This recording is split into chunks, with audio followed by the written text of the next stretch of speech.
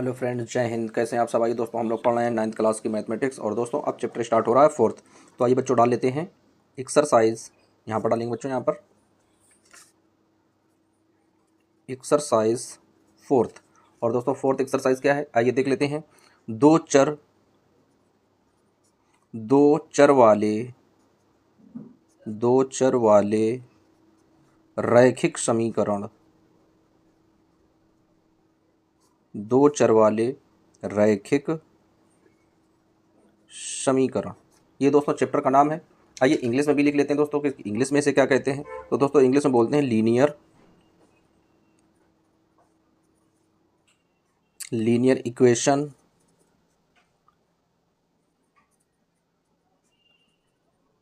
Equation, इन two variable,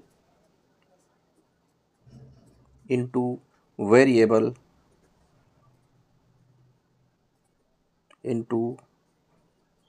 variables. तो ये दोस्तों इसको इंग्लिश में बोलते हैं। अब आइए बच्चों देख लेते हैं। सबसे पहले तो हम लोग चैप्टर स्टार्ट करेंगे और समझेंगे कि दो चर राशि वाले रैखिक समीकरण होते क्या हैं। तो बच्चों जैसे कोई समीकरण दिया जाए, जैसे एक चर राशि का रैखिक समीकरण कैसा होता है, तो दोस्तों जब एक चर का प्रयोग होगा, किसका प्रयोग होगा बच्चों? एक चर का प्रयोग होगा। तो कैसे लिखेंगे? जैसे एक चर का प्रयोग है तो दोस्तों लिखा होगा यानी x+4 = 0। तो दोस्तों ये जो है इसमें एक चर पद है और वो चर पद क्या है? x है। तो दोस्तों ये कहलाएगा कि एक चर राशि का दोस्तों रैखिक समीकरण। अब यदि हमें दो चर वाले प्रयोग करने हैं कि दो चर का प्रयोग करना हो तो दोस्तों कैसे लिखेंगे?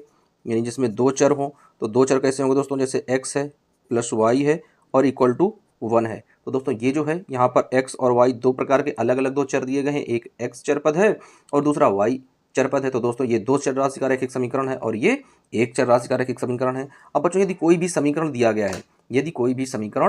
गया है, तो उसे हम लोग किस तरीके से लिखेंगे ताकि वह उस कंडीशन को संतुष्ट करता हो। दोस्तों क्या करता हो? जो भी उसकी शर्तें होती हैं, उसकी कंडीशंस होती है, उसको संतुष्ट करता हो। तो संतुष्ट करने के लिए क्या कंडीशंस होती हैं?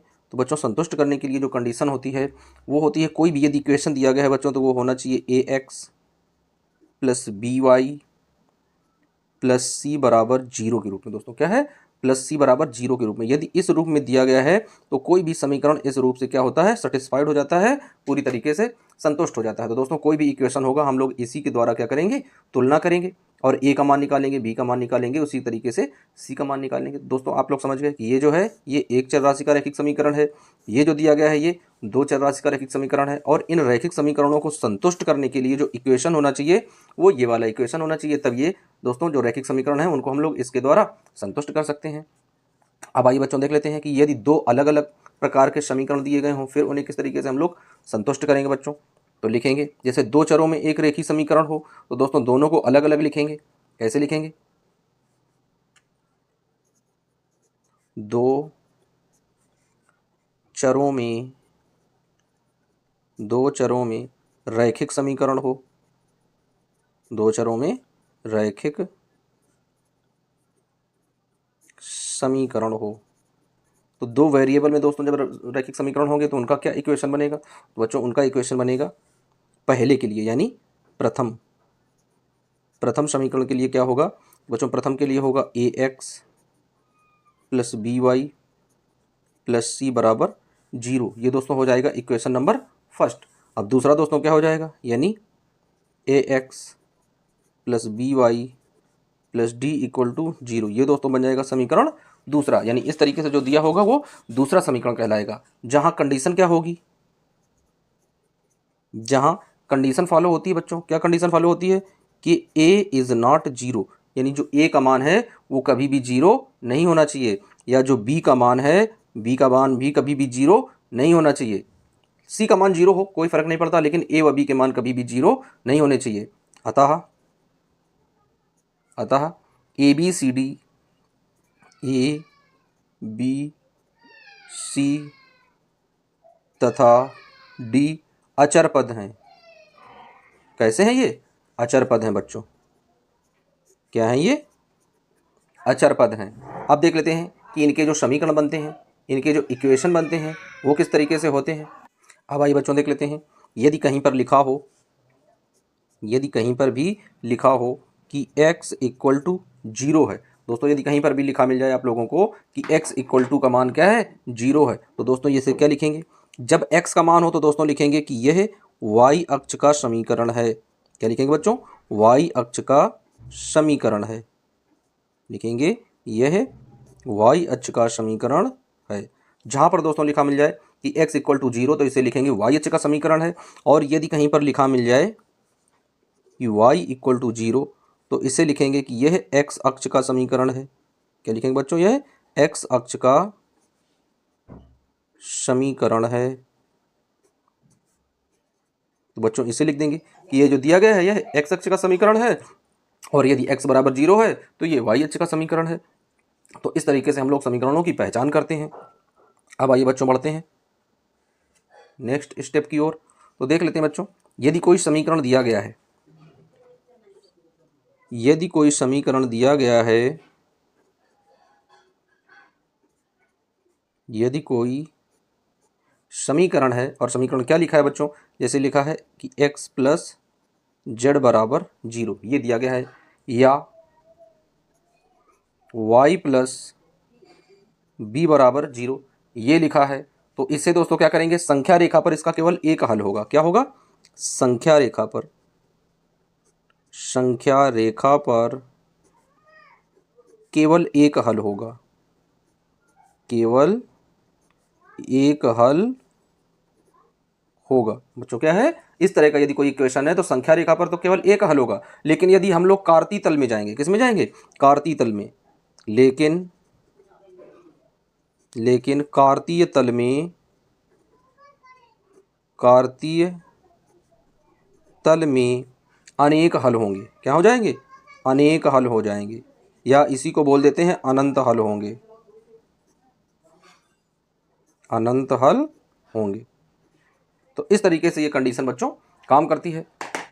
अब आइए देख लेते हैं इसकी नेक्स्ट कंडीशन क्या होगी। ये दोस्तों आप लोगों को समीकरण के नियम बताए जा रहे हैं कि समीकरण किस तरह से होते हैं, उन्हें हम लोग कैसे देखेंगे कि कौन सा x अक्ष का समीकरण है, कौन सा y अक्ष का समीकरण है, क्या दोस्तों उसमें कंडीशंस लगती हैं। एक अंतिम कंडीशन देख लेते हैं। जैसे बच्चों क्वेश्चन दिया जाए कहीं पर भी कि क्वेश्चन ये दिया गया है कि y equal to m into x, दोस्तों y बराबर mx यदि दिया गया है तो इस प्रकार का जो समीकरण है वो क्या है, मूल बिंदु से होकर एक रेखा को निरूपित करता है। दोस्तों क्या है, यह समीकरण यदि इस तरह का समीकरण कहीं पर भी दिया जाए, यानी y बराबर x हो या x बराबर y हो और उसके बाद में कोई भी एक चरपद लिखा हो, तो दोस्तों क्या लिखेंगे कि इस प्रकार का जो समीकरण है तो लिखेंगे यह समीकरण, यह समीकरण मूल बिंदु से होकर, मूल बिंदु से होकर, मूल बिंदु से होकर एक रेखा को निरूपित करता है, एक रेखा को निरूपित करता है भाई, एक रेखा को निरूपित करता है। तो इस तरह के समीकरण होते हैं बच्चों जो एक रेखा को इस तरीके से निरूपित करते हैं। अब इन तरह के समीकरण में जब हम लोग मानेंगे, जैसे कोई भी एक इक्वेशन दे दिया जाए बच्चों, कोई भी एक इक्वेशन हो तो लिखेंगे कि माना कोई एक संख्या, जैसे माना पेन बराबर, तो माना पेन बराबर हम लोग x मान लेंगे। फिर दोस्तों दूसरी ये डिजिट हो जाएगी कि माना कलम बराबर, तो कलम बराबर y मान लेंगे दोस्तों। तो इस तरीके से हम लोग जब इन्हें जोड़ेंगे कि माना पेन x है और कलम y है, अब दोस्तों कह दे कि दोनों का योग जो है, यानी पेन और कलम का जो कुल मिलाकर दाम है, तो दोस्तों कितना है, जैसे प्रश्नानुसार में दे दिया जाए कि प्रश्न अनुसार, तो दोस्तों प्रश्नानुसार क्या हो जाएगा, यानी x प्लस वाई, और कहते हैं दोस्तों कि एक पेन और कलम का जो दाम है वो 10 रुपये है, तो दोस्तों ऐसे लिखेंगे कि x प्लस वाई बराबर 10, और ये बन जाएगा हमारा क्या, इक्वेशन। तो दोस्तों ये जो पोर्शन है, ये जो स्ट्रक्चर है, यही कहलाता है एक दोस्तों दो चर राशि वाली रैखिक समीकरण, जहाँ पर दो चरपद होते हैं, एक x चरपद है और एक y चरपद है। तो दोनों को दोस्तों क्या करते हैं, जोड़ देते हैं, और जितना योग पूछता है उसे बराबर के बाहर में रख देते हैं। तो आई होप अब आप लोगों को समझ में आ गया होगा कि किस तरीके से हम लोग दो चर राशि वाले रैखिक समीकरणों को हल करेंगे। अब आइए बच्चों देख लेते हैं अपना पहला क्वेश्चन क्या दिया गया है इसमें। तो आइए बच्चों देख लेते हैं, एक्सरसाइज स्टार्ट करते हैं। एक्सरसाइज 4.1, दोस्तों एक्सरसाइज कौन है, 4.1, और क्वेश्चन नंबर देख लेते हैं 1, क्वेश्चन नंबर 1। तो दोस्तों एक्सरसाइज 4.1 का क्वेश्चन नंबर 1 देख लेते हैं बच्चों। क्या है, जैसा कि आप लोग अपनी स्क्रीन के ऊपर देख पा रहे होंगे, लिखा है एक नोटबुक की कीमत एक कलम की कीमत से दोगुनी है, इस कथन को निरूपित करने के लिए दो चरों वाला एक रैखिक समीकरण लिखिए। संकेत मान लीजिए नोटबुक की कीमत x है और कलम की कीमत y है। तो अब आइए बच्चों इस क्वेश्चन को हम लोग सॉल्व करते हैं भाई। तो आइए देख लेते हैं क्या लिखेंगे।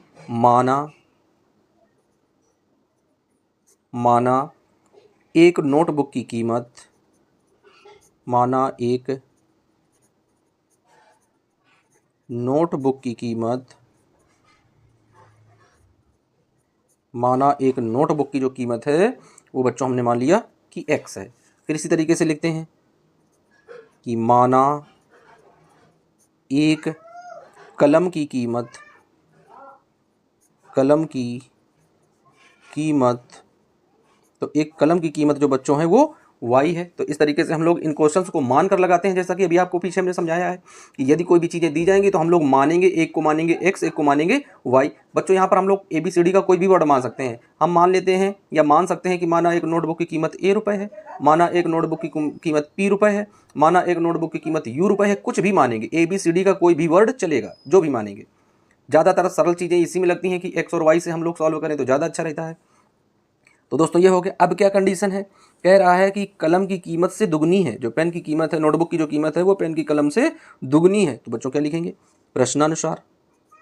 अब जहाँ पर हम लोग लिख देंगे प्रश्नानुसार, तो इसका मतलब होता है बच्चों कि आगे जो हम लोग करने वाले हैं वो हम लोग प्रश्न के अनुसार करने वाले हैं। क्या करने वाले हैं, प्रश्न के अनुसार। तो बच्चों अगर हम लोग प्रश्न के अनुसार करेंगे तो कह रहा है क्वेश्चन कि नोटबुक की कीमत कलम की कीमत से दुगनी है। तो दोस्तों एक साइड तो हम लोग नोटबुक लिखेंगे, तो नोटबुक क्या है, x है, तो नोटबुक के लिए हम लोग यहाँ पर x लिख लेते हैं, यहाँ पर बराबर का चिन्ह लगाते हैं। दोस्तों कलम की कीमत y है, तो यहाँ पर हम लोगों ने y लिख लिया। अब कंडीशन क्या कह रहा है, तो दोस्तों कंडीशन कह रहा है कि भाई जो नोटबुक की कीमत है वो कलम की कीमत से दुगनी है। इसका मतलब जो चीज़ कम होगी हम उसी चीज़ में गुणा करेंगे, यानी ज़्यादा चीज़ कौन है, तो ज़्यादा चीज़ है नोटबुक, नोटबुक ज़्यादा है क्योंकि कलम से दुगना है। तो दोस्तों जब हम लोग दो का गुणा करेंगे तो किस में करेंगे, कलम की कीमत में दो का गुणा करेंगे, कभी नोटबुक की कीमत में दो का गुणा नहीं करेंगे। बस हमें यही बात याद रखनी है कि दोस्तों जैसे क्वेश्चन कह रहा है, आप लोग फिर से एक बार क्वेश्चन पढ़िएगा, आप लोग अपने नोटबुक में देखिएगा बच्चों, या आप लोग स्क्रीन के ऊपर देखिएगा क्या लिखा है कि एक नोटबुक की कीमत एक कलम की कीमत से दुगनी है। दोस्तों क्या कह रहा है कि एक नोटबुक की कीमत कलम की कीमत से दुगनी है, यानी ये जो कीमत है ये इस कलम से दुगनी है। तो इसका मतलब हमें दो का यहाँ पर गुणा करना पड़ेगा। तो दोस्तों क्या आ गया, x बराबर 2y। क्या आ गया बच्चों, x बराबर 2y। तो दोस्तों यही लिख लेते हैं हम लोग। क्या आ जाएगा यहाँ पर, यहाँ पर दोस्तों आ जाएगा x इक्वल टू 2y। अब यदि इसे हम लोग और थोड़ा सॉल्व करें तो कैसा हो जाएगा, सॉल्व करने पर बच्चों क्या लिखेंगे, पक्षांतर करने पर। क्या लिखेंगे, पक्षांतर करने पर। तो दोस्तों पक्षांतर कर लेते हैं। तो पक्षांतर में क्या करेंगे, ये वाला जो पद है इधर ले आएंगे उठाकर। अब दोस्तों यहाँ पर एक कंडीशन होती है, ये जो बराबर लगा होता है, इस बराबर के इधर उधर जब हम लोग पदों का दोस्तों क्या है इधर उधर भेजते हैं, पक्षांतर करते हैं, तो दोस्तों चिन्ह के साथ में क्या होता है, वेरिएबल आ जाते हैं, चिन्ह में बदलाव हो जाता है, चिन्ह बदल जाते हैं। यदि प्लस होगा तो माइनस हो जाएगा, यदि माइनस होगा तो प्लस हो जाएगा। तो बच्चों यहाँ पर पहले से क्या है, x है, तो x रख लेते हैं। अब ये 2i यहाँ पर काहे का है दोस्तों, प्लस का है। तो जब ये प्लस का है और ये उठकर यहाँ बराबर के इस साइड आएगा तो भैया माइनस का हो जाएगा, इसका चिन्ह बदल जाएगा, क्योंकि ये दोस्तों मैथ की थ्योरी है कि यदि बराबर के इधर उधर हम लोग जाएंगे तो अपना चिन्ह बदलवाएंगे। तो यहाँ पर ये प्लस का है, जब यहाँ पर आ गया उठकर तो क्या हो गया माइनस, तो यहाँ पर आगे हमने लगा दिया -2i। अब बच्चों यहाँ पर लगा दिया बराबर का चिन्ह। अब जब ये उठकर यहाँ चला गया तो यहाँ पर क्या बचा बच्चों, यहाँ पर बचा 0। जब यहाँ पर 0 बचा तो अब ये एक बन गया दो चर राशि वाला एक रैखिक समीकरण, जो कि इसका सुटेबल फॉर्मेट है। तो दोस्तों ये जो फॉर्मेट है यही है दो चर राशि वाला एक रैखिक समीकरण। तो लिख लेते हैं बच्चों इसके आंसर के रूप में। तो आंसर के रूप में क्या लिखेंगे, यानी x माइनस 2y बराबर 0। और दोस्तों इसको ऐसे बंद कर देंगे भाई इस तरीके से। ये दोस्तों अपना आंसर आ गया। स्टार बना देते हैं भाई, मज़ा आ गया इस तरह से सवाल समझ में नहीं। तो इस तरह से दोस्तों क्या है, क्वेश्चंस को आप लोग सॉल्व करिए। बहुत ही इजी क्वेश्चन है और बहुत ही स्टेप एकदम से इजी स्टेप में आप लोगों को समझाया गया है। तो बच्चों ये क्वेश्चन जो है बहुत ही ज़्यादा इजी है, आपको इसी तरह क्वेश्चन सॉल्व करने हैं। मिलते हैं बच्चों फिर किसी नए वीडियो के साथ, जब तक के लिए जय हिंद।